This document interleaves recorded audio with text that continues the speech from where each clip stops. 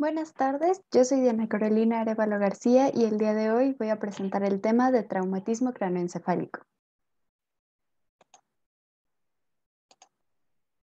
El contenido de esta presentación son estos 8 puntos.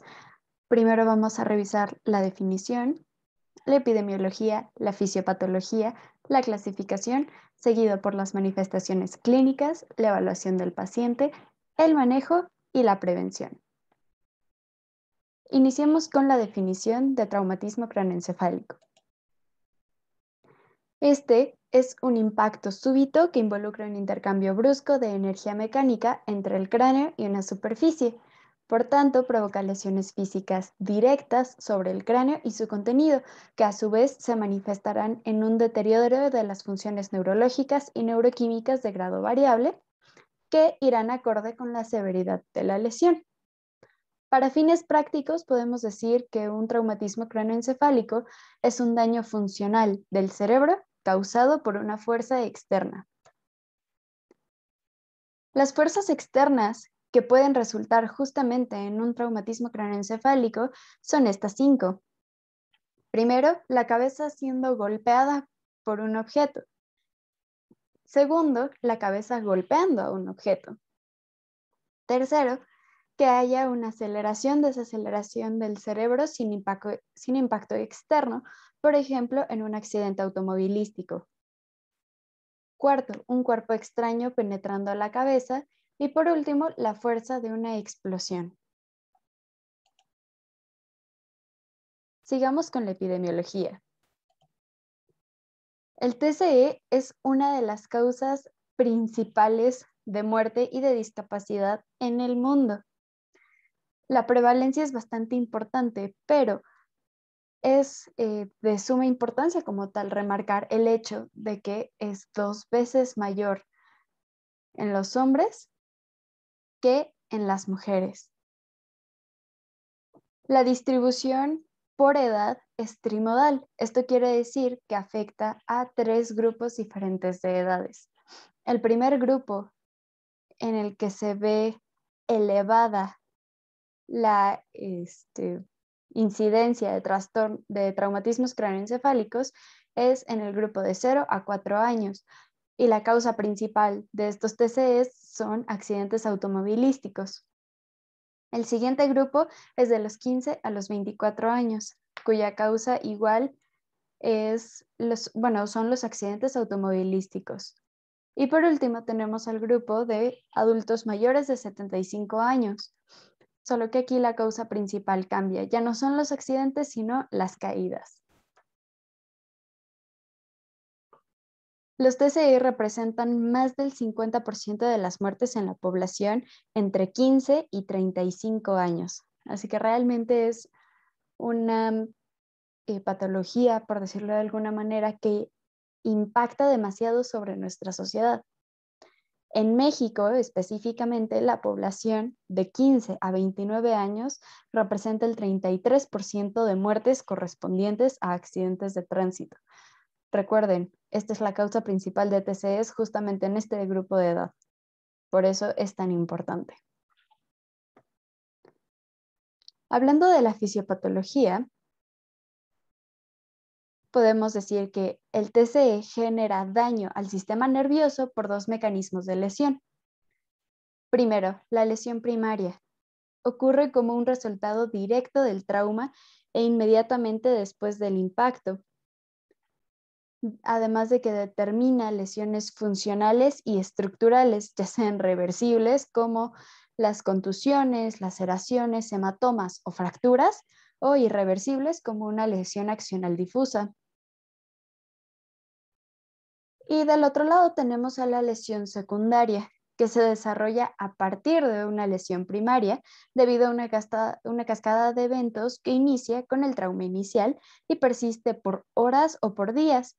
Algunos ejemplos de estas lesiones secundarias son la excitotoxicidad mediada por neurotransmisores como el glutamato, pérdida del balance electrolítico, una disfunción mitocondrial, respuestas inflamatorias, apoptosis e isquemia. Sigamos con la clasificación.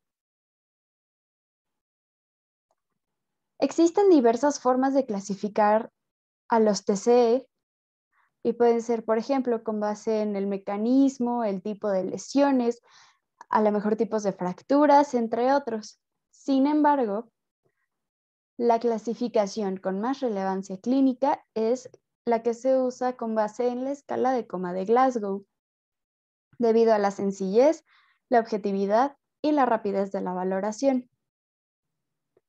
Se utiliza frecuentemente en las primeras 24 horas de evaluación para predecir la recuperación o discapacidad. De acuerdo, recordemos que esta escala evalúa 3 parámetros: la apertura ocular, la respuesta verbal y la respuesta motora. A cada parámetro se le va a asignar un puntaje en un paciente. Eso se va a sumar y nos va a dar un total que puede ir de 3 a 15. Entonces, dependiendo del puntaje es cómo lo clasificaremos. Va a ser un traumatismo cráneoencefálico leve si tenemos un puntaje de 13 a 15 puntos, moderado si tiene un puntaje de 9 a 12 o severo si nuestro paciente tiene de 3 a 8 puntos.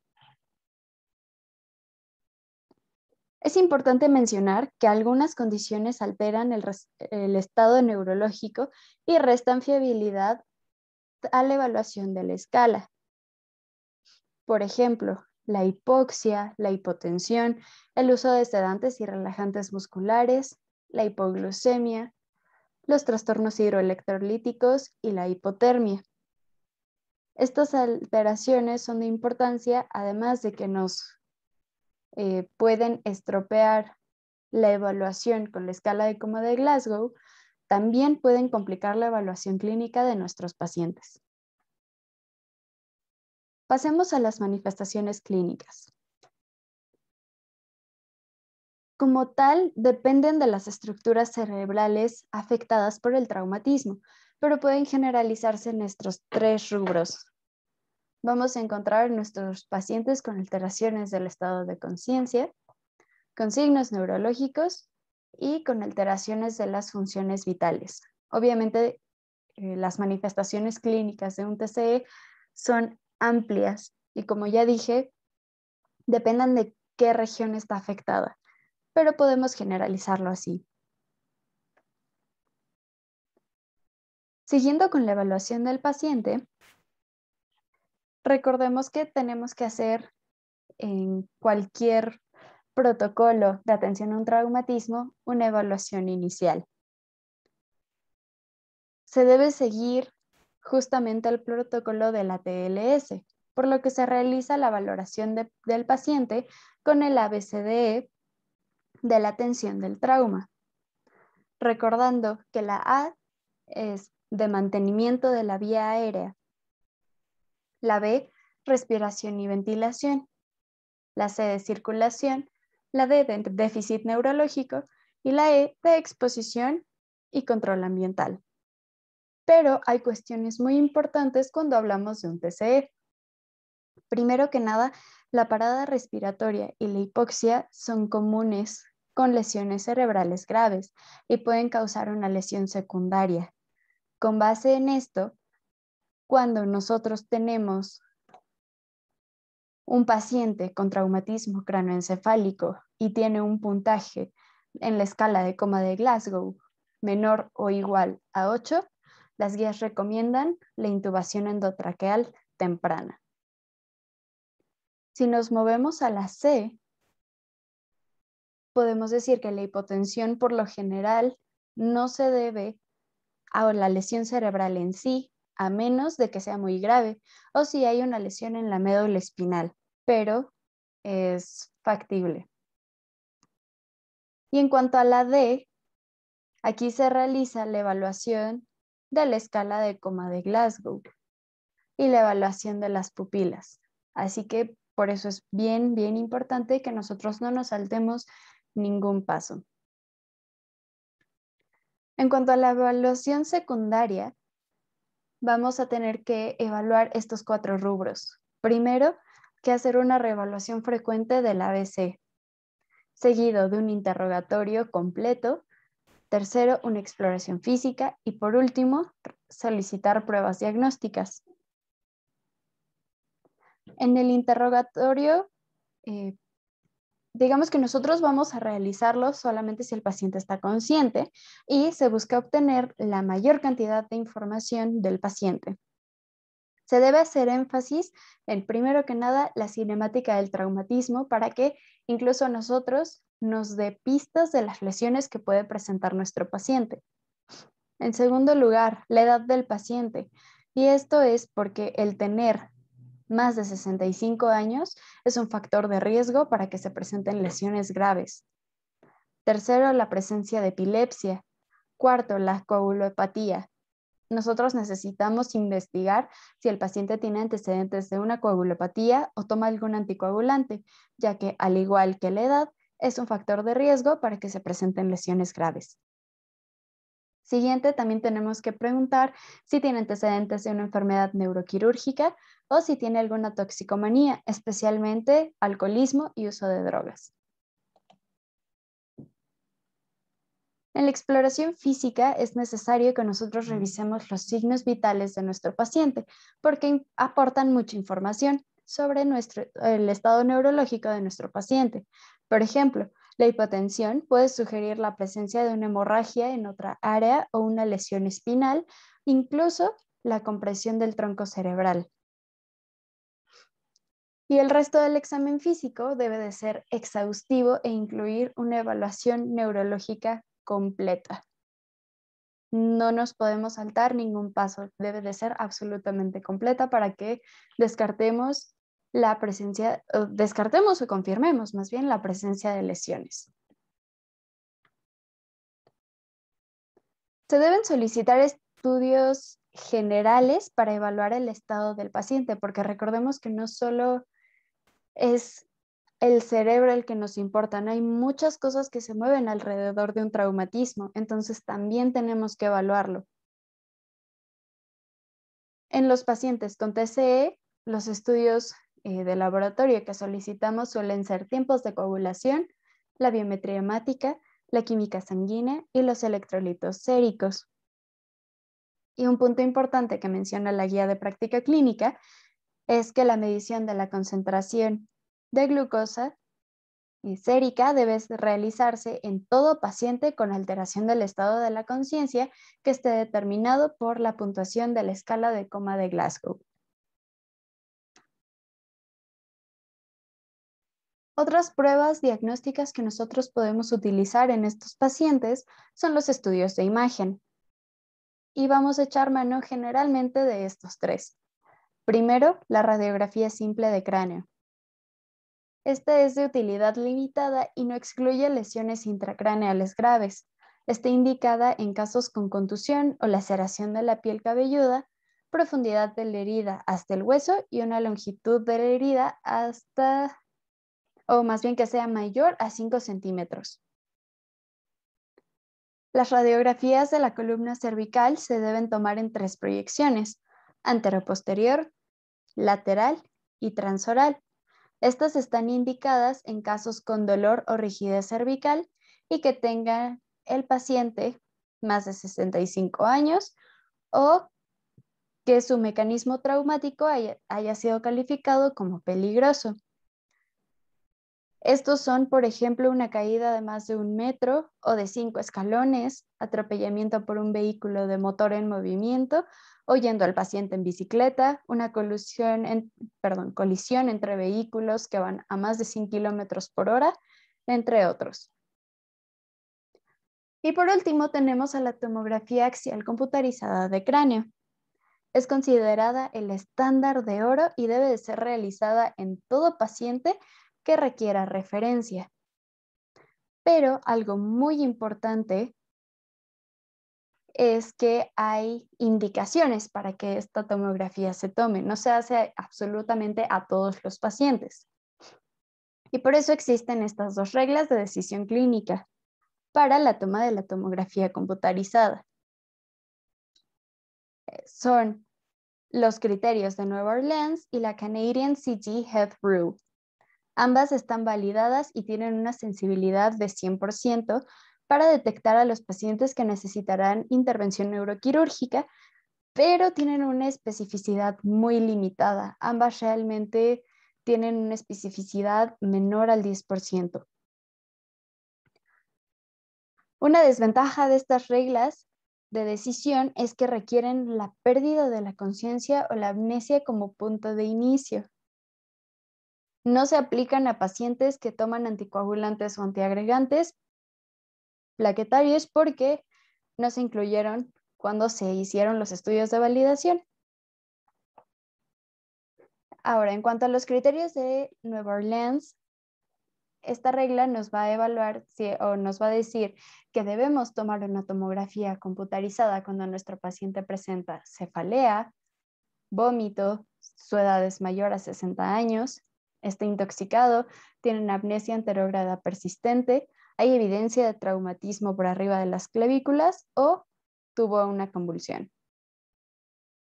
Y la Canadian CT Health Rule nos dice que es necesario tomarle una tomografía computarizada a los pacientes que tengan un puntaje de acuerdo con la escala de coma de Glasgow menor a 15 a las 2 horas, si hay una sospecha de fractura craneal abierta o deprimida, si la edad de nuestro paciente es mayor o igual a 65 años, si tuvo más de un episodio de vómito, si tiene amnesia retrógrada por más de 30 minutos, si tuvo un mecanismo peligroso, como ya se los había mencionado, o cualquier signo de fractura de la base de cráneo.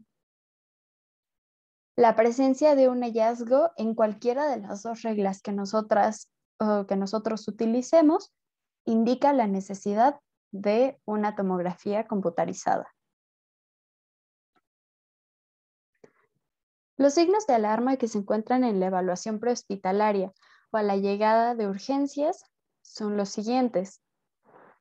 Primero, que haya una amnesia anterógrada por más de 30 minutos, la pérdida del estado de alerta o amnesia con un traumatismo peligroso, la cefalea persistente generalizada, náusea y vómito en más de 2 o más episodios, irritabilidad o alteraciones del comportamiento, cambios en el tamaño de las pupilas, déficit neurológico focal, signos en ojo de mapache, que esto quiere decir que hay equimosis periorbitaria bilateral, o signo de Battle, que es una equimosis retroauricular sobre el mastoides, presencia de otorraquia, sospecha de herida craneal penetrante, intoxicación, evidencia clínica o radiológica de fractura del cráneo, abierta con hundimiento de la base del cráneo, fracturas múltiples de huesos largos,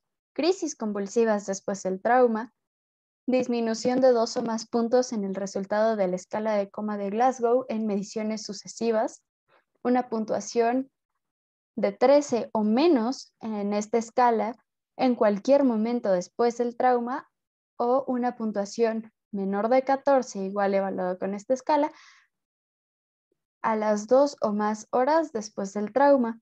Hipotensión arterial, es decir, una presión arterial sistólica menor a 90 milímetros de mercurio, y por último, una saturación de oxígeno menor o igual al 80%.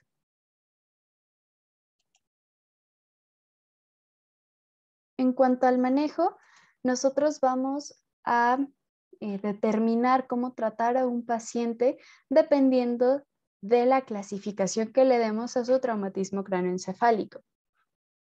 Entonces, pacientes con TCEs leves, nos vamos a remitir a este algoritmo que viene en las guías de la TLS.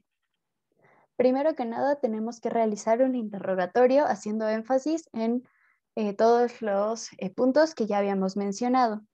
Después de que nosotros realicemos el interrogatorio, debemos hacer una examinación general para excluir lesiones sistémicas. Luego haremos una exploración neurológica que recuerden que tiene que ser completa, seguido de radiografías, ya sea de cráneo o de columna cervical si están indicadas, hacer pruebas de toxicología y seguido de esto, tomar un TAC del cráneo también si está indicada. Una vez que nosotros realicemos esto, y con los resultados que nosotros tenemos, vamos a tomar la decisión de ingresar o referir a otra unidad de atención a nuestro paciente o dar de alta. A los pacientes que nosotros vamos a decidir ingresar o referir, pues son aquellos que tengan alguno de estos puntos. Por ejemplo, que tengan un resultado anormal del ataque, si tienen lesiones penetrantes en la cabeza, si tuvieron pérdida prolongada de la conciencia, cefalea moderada o severa, intoxicación significativa, una fractura de cráneo, rinorraquia u otorraquia y un puntaje en la escala de coma de Glasgow menor a 15. Ahora, si hablamos de un TCE moderado, tenemos otro algoritmo. Este inicia con la evaluación inicial de nuestro paciente, que vamos a hacer lo mismo que hicimos con nuestros pacientes de TCE leve, además de que tenemos que solicitar estudios de laboratorio, que generalmente son pruebas sanguíneas.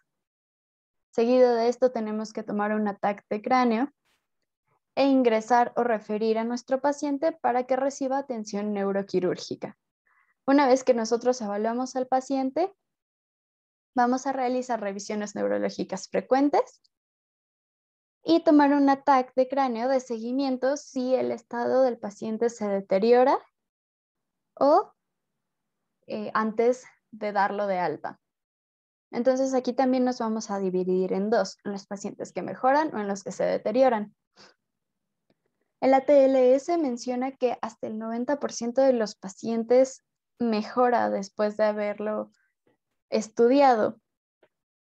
Así que en estos pacientes lo que debemos hacer es darlos de alta, obviamente mencionarles que si presentan cualquier signo de alarma, pues tienen que regresar al hospital y les debemos de dar cita para el seguimiento. Por el otro lado, si nuestro paciente se deteriora, es decir, que cae en ese otro 10% que no pudo mejorar, lo que tenemos que hacer es repetir la TAC e iniciar el protocolo de TCE severo.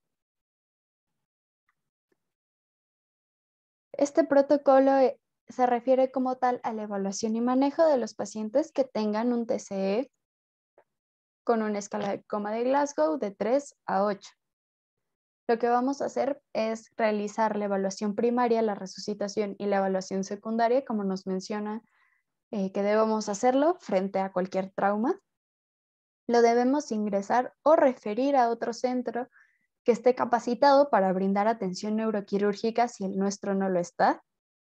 Tenemos que realizar medidas terapéuticas específicas de acuerdo con lo que presenta nuestro paciente y realizar las reevaluaciones neurológicas que incluyan la escala de coma de Glasgow, la respuesta pupilar a la luz y la exploración neurológica completa.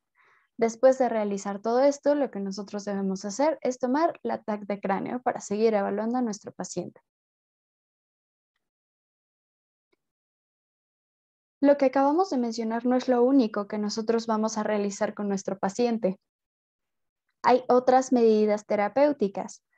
El objetivo principal de estas medidas es prevenir el daño cerebral secundario. Vamos a revisar estas 6. Primero, la fluidoterapia. Es necesaria para mantener la volemia del paciente y se recomienda usar solución Ringer lactato o solución salina al 0.9%. Las soluciones de glucosa deben de utilizarse con cuidado, ya que la hiperglucemia puede dañar aún más al tejido nervioso que se lesionó durante el traumatismo. Después tenemos la corrección de la anticoagulación. Se debe tener cuidado con los pacientes que tomen anticoagulantes o antiagregantes plaquetarios. Recuerden que, como ya les había mencionado, es un factor de riesgo para que nuestros pacientes presenten lesiones graves. Se debe de obtener el INR y la TAC si es que esté indicada, pues generalmente se requiere que nosotros normalicemos la coagulación de nuestro paciente y esto obviamente va a depender del fármaco que tome. Después tenemos el manitol, que este se utiliza cuando el paciente tiene hipertensión intracraneal.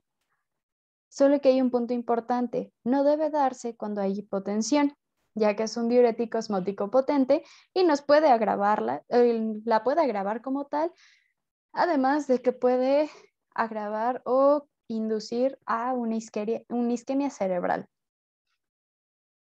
También tenemos a la solución salina hipertónica, que se utiliza también para reducir la presión intracraneal, solo que esta es preferible para los pacientes que presentan hipotensión porque no funciona como un diurético osmótico como el manitol.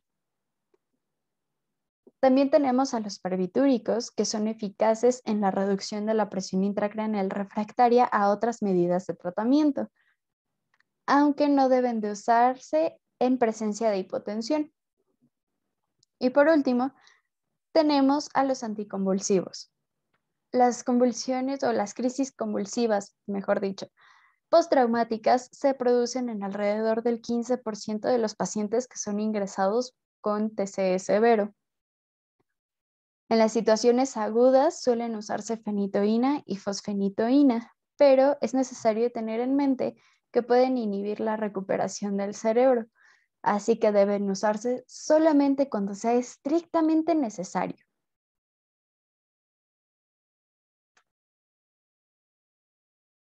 La guía de práctica clínica para la detección y el manejo inicial de la lesión craneal traumática aguda en el adulto nos brinda este algoritmo. Si se dan cuenta, realmente las intervenciones que podemos realizar son muy parecidas a las que ya revisamos que nos da el ATLS. Todo inicia con la evaluación y el manejo de la vía aérea, que como recordemos es la letra A del ABCDE. Obviamente nosotros, por las condiciones de nuestro paciente, en dado caso tenemos que valorar si es necesaria su intubación. Seguido de la evaluación y el manejo de la función respiratoria, en donde también, de acuerdo con sus condiciones, vamos a valorar la intubación. Ahora C, la evaluación y manejo de la función cardiovascular. Aquí tenemos que monitorear la frecuencia y ritmo cardíacos y la presión arterial. Y si nosotros tenemos hipotensión, debemos de hacer la restitución de la función cardíaca y estabilizar la presión arterial. En cuanto a la D, nos mencionan la evaluación de la función neurológica con la escala de coma de Glasgow. Si nosotros tenemos una disminución del estado de alerta o un Glasgow igual o menor a 8, como ya les había mencionado, lo que nosotros tenemos que hacer es valorar la intubación endotraqueal de nuestro paciente. Y también nos menciona que debemos medir y mantener la glucemia de nuestro paciente. Y por último, el algoritmo de la guía de práctica clínica nos menciona la evaluación del riesgo de fractura de cráneo o de lesión de la columna cervical. Si nosotros tenemos el riesgo de una lesión cervical, lo que debemos hacer es tomarle una radiografía cervical en las 3 proyecciones que ya habíamos mencionado, es decir, anteroposterior, lateral y transoral. Y si nosotros sospechamos de una fractura craneal, lo que vamos a hacer es tomarle una radiografía simple de cráneo.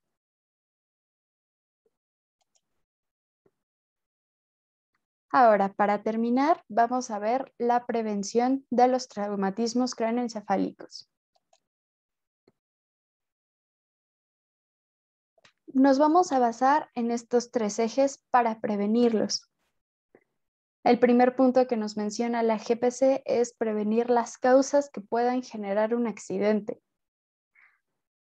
El segundo es procurar que los traumatismos sean menos graves en casos de colisión en vehículos de motor, porque recordemos que los accidentes automovilísticos son la principal causa de TCE en el grupo de 0 a 4 años y de 15 a 24. Y por último tenemos el de atenuar las consecuencias de los traumatismos, mejorando la atención de los pacientes con TCE. No está de más decir que en México existe la necesidad de disminuir la incidencia creciente del TCE, Por eso es indispensable que nosotros aminoremos la exposición a riesgos y que nosotros nos capacitemos en la atención de un paciente con traumatismos cráneoencefálicos. Bueno, eso sería todo de mi parte. Muchas gracias.